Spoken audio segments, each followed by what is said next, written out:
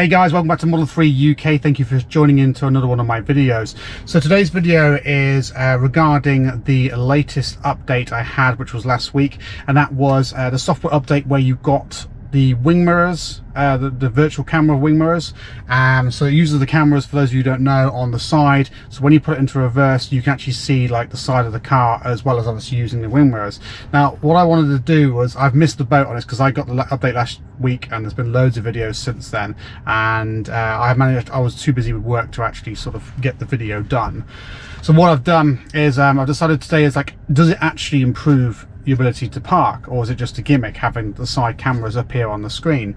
I do have difficulties for some reason parking this car straight, that is. I tell you what, I can never seem to park this car properly and straight inside parking bays. And I thought I'm the only one who has problems parking this car straight. Straight, that is. I have never had a problem before. My Honda and stuff like that, previous cars, my Fiat Punto, Cavalier, etc, etc, etc. I've never had issues parking. But for some reason, I don't know if it's the sides of the car where I see it in the wing mirrors, or the lines perhaps, but it just, for some reason, whenever I get out of the car, I often find I've not parked it straight in the space. It's kind of like wonky to one side. And it doesn't help with the rear view camera as well, because it's such a fish-eyed lens. It obviously distorts the image, and the camera's set to one side as well, so that doesn't make any things any easier. So what I wanted to do today is try a couple of tests with using the wing mirrors on their own, and with using the actual wing mirror video cameras, just to see if I can park it straighter. Before we get into the video as well, I'd like to thank my latest people to use my referral code from the group. So that's Samir and Paul. Thank you very much for using my referral code. I hope you enjoy your Teslas. If you do have any problems or any questions or anything like that about your car or your order, pop them in the description below, or contact me via the Model 3 UK Facebook page. So you can see here, guys, I'm currently running 2020.24.6.4, which I believe was the one that came with the wing mirror update, along with the dash cam improvements as well.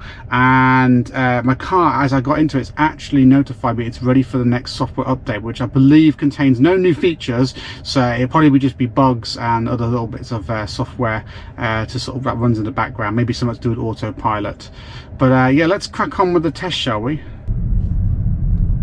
Okay, so here we are in the car park. For the control for my first test, I'm going to drive and reverse in without using the side camera. So you can see I've got the camera on my head here mounted, so you can see what I can see. And as you can see, the wing mirrors have tilted down on the sides.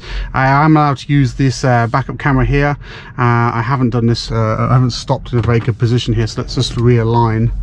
Actually, I'm only using center mounted rear view camera, but it's not center mounted, it's slightly offset. That's why it's so difficult. And my wing mirror is over there to try and get this in, and I'll be able to get it in, no problem. It's just, will I get it in straight? So that to me now looks over there straight along the length of the car, if that makes any sense.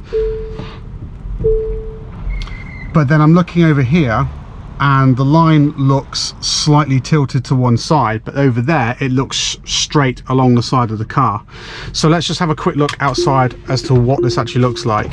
Yeah, and as you can see, it is off. I have parked it off to one side here, which is not particularly great. It's all right, but I wouldn't want to leave the car like this, because if someone else was to come and park next to me, you can see there's not much of a gap between there, and they may end up, as they come in, hitting my car or something. I'd rather be more square, but that's me being pedantic anyway. But yeah, you can definitely see it's off to the car's kind of like parked like this in the space. So let's try it now with the side cameras. Okay, so I've just driven back out the space now and around in the block, so I am able to sort of reset and not have a good alignment. I'm going to try and pick my space carefully. This will do, I reckon. So I put it into reverse. Now of course it's going to come up with the, actually it's done it automatically actually. It's put the side cameras up here for some reason, so I'm now going to use them as well as the center rear view camera to try and get myself in the space nice and square. And this is not looking good, so let's try this again. God, I really can't park this car. It's so difficult to see because I feel like the sides are quite high up, and I have to definitely be very careful about it. So it's difficult here because it looks so close to the lines to the side of the car, yet my wing mirrors make it look like it's further away. but let's see. Now that looks kind of like square along the side of the car, so that makes me feel like I'm centered. So I should really center the wheel and just go back until I've hit my point where I want to stop. Okay, so let's have a quick look here. Now what you can see here is I look to be pretty straight along both sides with the side of the car according to the cameras. It's funny, it looks like you can see a little bit more car on this side than I can on this side, so maybe my cameras are not quite centered to each other, but yeah. Let's go and have a look outside the car then, what that actually looks like. Have I got this more square inside the space? Okay, and yeah, I have to say straight away that is a massive improvement.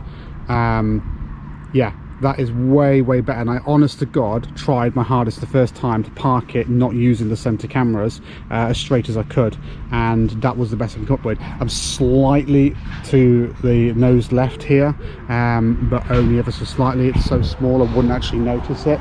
But yeah, that's I'm pretty happy with that actually. I definitely think the cameras make a big difference to parking the car sort of square in the actual box. So yeah. So as you can see, that was a massive success. I'm really happy with the side cameras. I didn't know if it was just a gimmick at first. I was a bit like, you know, probably just a gimmick, an extra distraction. But I thought about it and I thought maybe it will allow me to park the car more square in the space, and it has actually worked. So I'm really happy with it. So will I use it in future? Yes, absolutely. This is a feature that I will definitely make use of. So normally when I would park the car, I'd use the rear view camera, I'd use my side mirrors, but then once I'd stop, I'd either have to open my door, which would put the car into park, or I'd have to wind down my window and sort of peer out over the side to see if I was actually in the space square.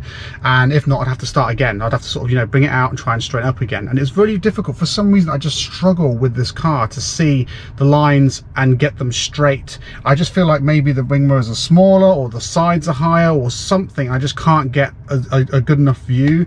And maybe the sides of the car, because of the lines and everything, it just makes it very challenging for me. I don't know, I have seen it before with other people as well, trying to park their car straight and just not getting very far. But this has made a massive difference to me. So has it made a massive difference to you guys? Do you always find that you couldn't park it straight before, or have you always had no problems parking it straight? So one final thing as well before we go on today's video, yesterday I booked tickets to the EV festival at the British Motor Museum, which is on the 8th of August. It's only a tenner to go. I thought it's unbelievably cheap. It is going ahead still as we speak, but obviously if they cancel, they will either refund or just postpone your ticket. But yeah, I hope to see many of you guys there. Are you guys going? If so, let me know down below, because I would love to see some of you and chat to you about whatever EV related stuff. I know there's a boat going, it's an EV boat. There's all sorts going to be electrical vehicles there, so there's plenty to see and do, I believe. And yeah, it's at near Gaydon at the British Motor Museum. So yeah, maybe I'll see you guys there. So I suppose all that remains to say is thank you once again, Paul and Sam, for using my referral code. If you do need a referral code because you haven't got a friend who knows or has one to give to you, and you're buying a Tesla, mine will be in the description below for you. It gets you 1,000 free supercharger miles. Also, I'll put a link down below for the British Motor Museum EV Festival, which will be on the 8th of August. So if you do want to buy tickets, I'll put a link down there so you can easily find it and buy your tickets. Thanks once again, guys, for watching my video. I hope to see you in the next one. Till then, bye bye for now.